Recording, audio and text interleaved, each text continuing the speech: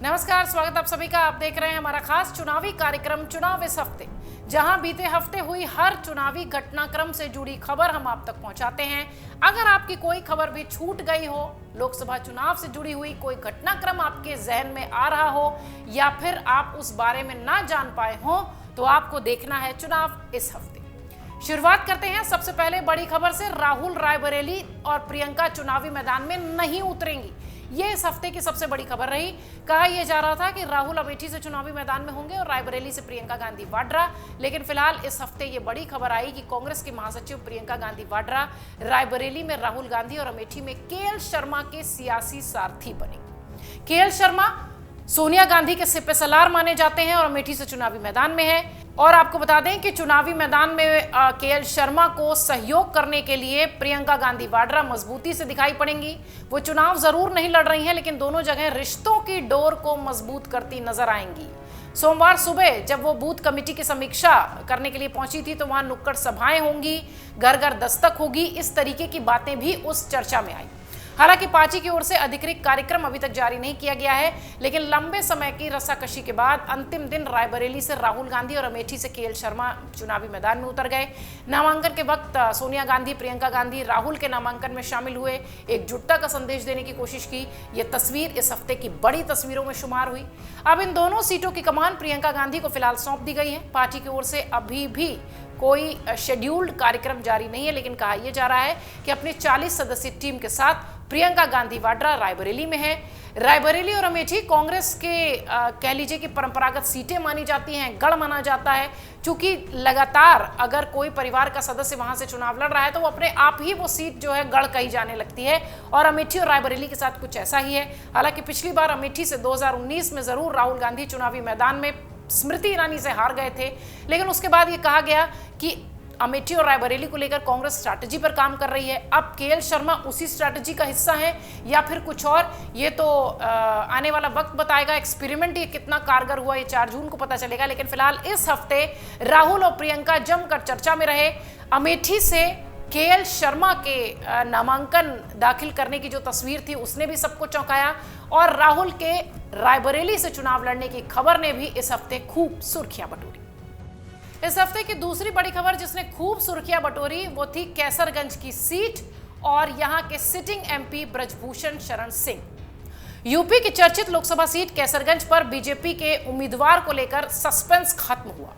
इस सीट से मौजूदा सांसद ब्रजभूषण शरण सिंह चुनाव नहीं लड़ेंगे, ये भी इस हफ्ते तय हो गया। बीजेपी ने उनके छोटे बेटे करण भूषण को टिकट दिया, ये भी ऐलान इस हफ्ते हुआ।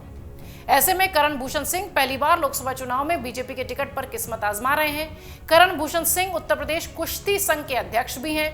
इससे पहले वो भारतीय कुश्ती महासंघ के उपाध्यक्ष रह चुके हैं।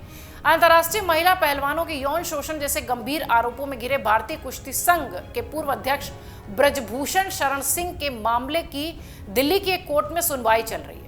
ऐसे में पिछले दिनों कैसरगंज सीट पर बीजेपी की ओर से प्रत्याशी की घोषणा नहीं हुई थी, लेकिन फिर उनके बेटे के रूप में फिलहाल उम्मीदवार घोषित हो गया है। बीजेपी की सूची जारी होने से पहले ही संकेत मिल रहे थे कि करण भूषण सिंह के नाम पर हो सकता हो मुहर लग जाए।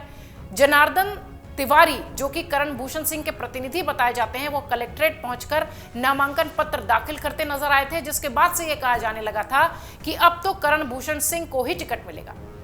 कैसरगंज सांसद के बड़े बेटे और गोंडा सदर के बीजेपी विधायक प्रतीक भूषण सिंह ने व्हाट्सएप ग्रुप पर भी इस बात की जानकारी साझा कर दी थी। ये सारी चर्चाएं इस हफ्ते खूब रही। ये भी हम आपको इसलिए बता रहे हैं क्योंकि कैसरगंज सीट बीजेपी के लिए गले की फांस की तरह हो गई थी।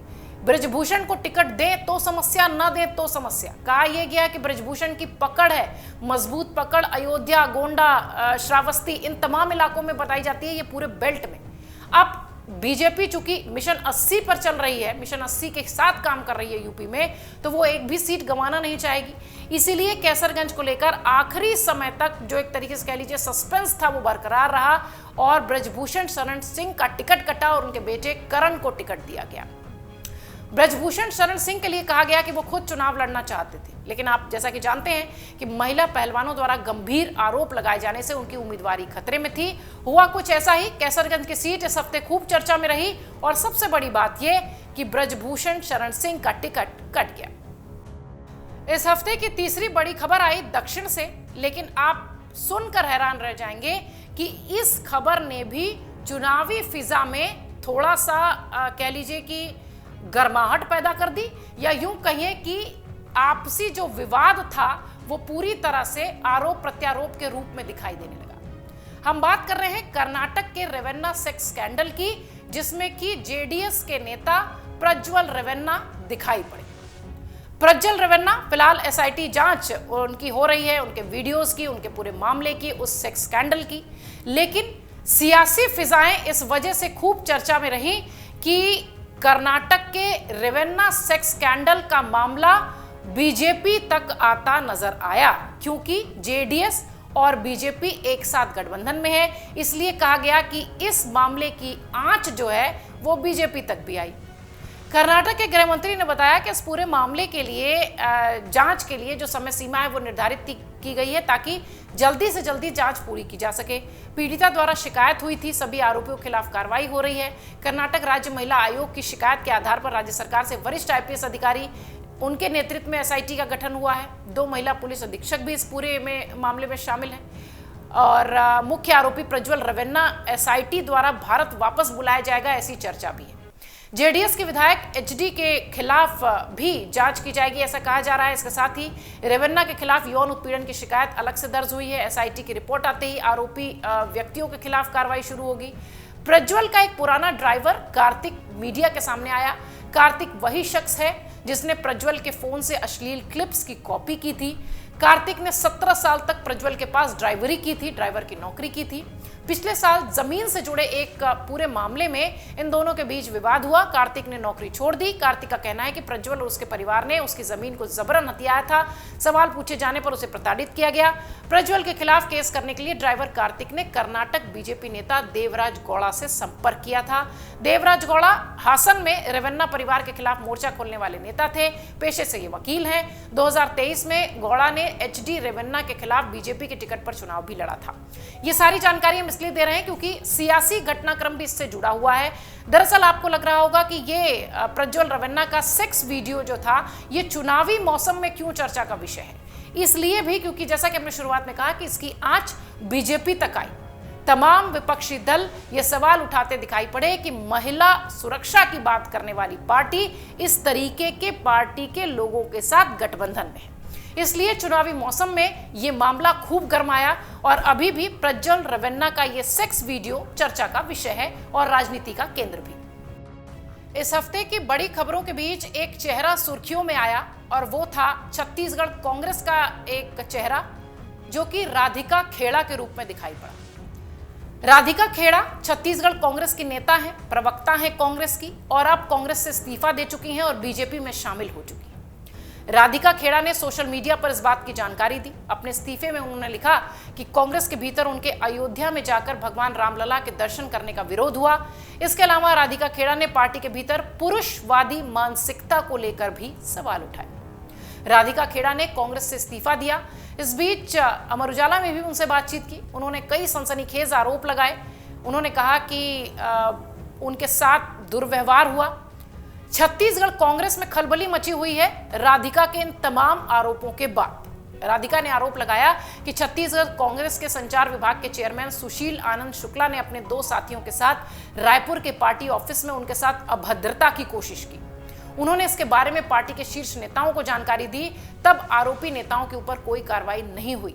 यहां तक कि कांग्रेस के पूर्व अध्यक्ष राहुल गांधी, कांग्रेस की महासचिव प्रियंका गांधी वाड्रा, मल्लिकार्जुन खड़गे, जयराम रमेश तक, इन सबको इस आपत्तिजनक घटना के बारे में बताया गया था, लेकिन कोई कार्रवाई नहीं। इसके बाद हताश होकर वो कांग्रेस पार्टी से अलविदा कह रही है। राधिका खेड़ा, थोड़ा सा जान लीजिए इनके बारे में। कांग्रेस में कई पदों पर रह चुकी हैं, छत्तीसगढ़ की राजनीति में ज्यादा एक्टिव रही हैं। राधिका खेड़ा की गिनती कांग्रेस की तेज तर्रार प्रवक्ताओं में होती है, जमकर मीडिया में अपनी बातें रखती रही हैं। राधिका खेड़ा कांग्रेस में कई पदों पर रह चुकी हैं। राष्ट्रीय मीडिया समन्वयक के पद पर भी वो काम कर चुकी हैं। इसके अलावा राधिका खेड़ा कांग्रेस की पूर्व राष्ट्रीय सचिव और सोशल मीडिया प्रमुख भी रह चुकी हैं।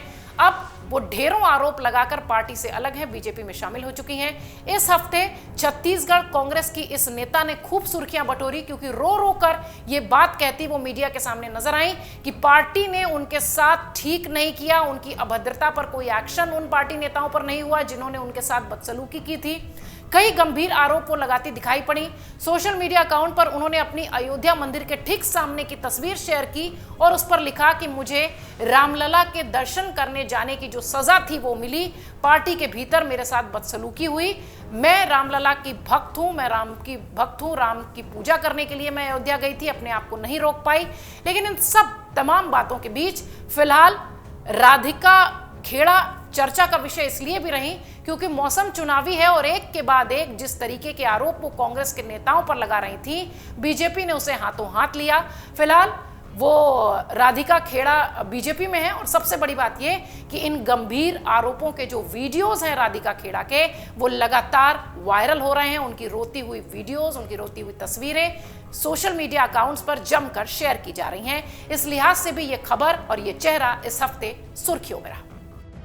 इस हफ्ते एक बयान बहुत सुर्खियों में रहा जिसे लेकर कहा यह गया कि हो सकता हो इस बयान देने वाले की मुश्किलें बढ़े और इन्हें जेल की हवा खानी पड़े।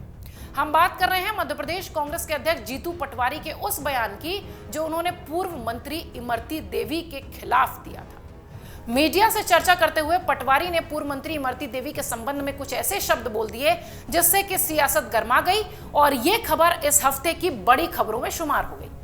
जीतू पटवारी ने कहा था कि इमरती देवी का रस खत्म हो गया है। पटवारी के बयान से आहत होकर इमरती देवी ने कांग्रेस के नेता के खिलाफ एफआईआर भी दर्ज कराने की बात कही। वहीं बीजेपी ने कांग्रेस नेता के इस बयान की कड़ी आलोचना की। बीजेपी ने पटवारी के इस बयान पर कांग्रेसियों की मानसिकता को महिला विरोधी बताया, जमकर घेरा। लाजमी भी है, इस तरीके की अभद्र टिप्पणी जो है किसी महिला नेता के ऊपर अजीब सी है। बीजेपी के मीडिया प्रभारी आशीष अग्रवाल ने अपने सोशल मीडिया अकाउंट पर लिखा कि क्या पटवारी सोनिया गांधी और प्रियंका गांधी को भी इसी नजर से देखते हैं? ऐसा क्यों है कि कांग्रेस के वरिष्ठ नेता महिलाओं को अपमानित करते हैं? ऐसे शब्द ढूंढकर पता नहीं कहां से ले आते हैं।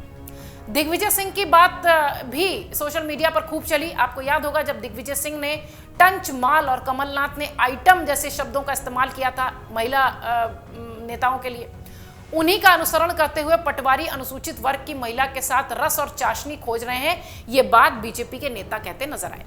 कांग्रेसियों का मूल चरित्र ही महिला विरोधी है। पटवारी के इस घृणित और निंदनीय मानसिकता पर प्रियंका गांधी क्या राय रखती हैं? ये सारी बातें बीजेपी के नेताओं ने जीतू पटवारी से कांग्रेस से पूछी और ये बयान सुर्खियों में तो था ही, इसके बाद का जो विवाद था वो इस हफ्ते चर्चा का विषय बना। लोकसभा चुनाव के बीच इमरती देवी पर दिए गए अभद्र बयान के बाद मध्य प्रदेश कांग्रेस के अध्यक्ष जीतू पटवारी की मुश्किलें अब बढ़ती दिखाई पड़ रही हैं। एक तरफ महिला विरोधी बयानबाजी को लेकर बीजेपी नेता कांग्रेस पर हमलावर है, वहीं दूसरी तरफ पटवारी की गिरफ्तारी की तलवार भी उनके सिर पर है। ग्वालियर एडिशनल एसपी निरंजन वर्मा कहते हैं कि मामले की विवेचना जारी है। अगर मामला पूरी तरह से संजीदगी से गंभीर पाया जाता है तो जीतू पटवारी की गिरफ्तारी भी संभव है। इन तमाम बातों के बीच जो सबसे महत्वपूर्ण बात यह रही कि मौसम चुनावी था। जीतू पटवारी मध्य प्रदेश कांग्रेस के अध्यक्ष हैं और वो पूर्व मंत्री इमरती देवी जो कि बीजेपी के नेता हैं, पूर्व मंत्री रह चुकी हैं, उनके बारे में इस तरह की अभद्र टिप्पणी करते हुए चर्चा का विषय बन गए और इस हफ्ते खूब सुर्खियां बटोरे जीतू पटवारी ने भी और इमरती देवी ने भी। इसी खबर के साथ फिलहाल चुनाव इस हफ्ते में इतना ही। आप सबकी अगर चुनाव से जुड़ी हुई कोई भी खबर छूट जाए तो हर मंगलवार को चुनाव इस हफ्ते जरूर देखिए, सिर्फ अमर उजाला पर। अगर आप ये वीडियो YouTube पर देख रहे हैं तो हमारे चैनल को सब्सक्राइब करें और बेल आइकन को दबाना ना भूलें। अगर आप Facebook पर ये वीडियो देख रहे हैं तो हमारे पेज को लाइक करें।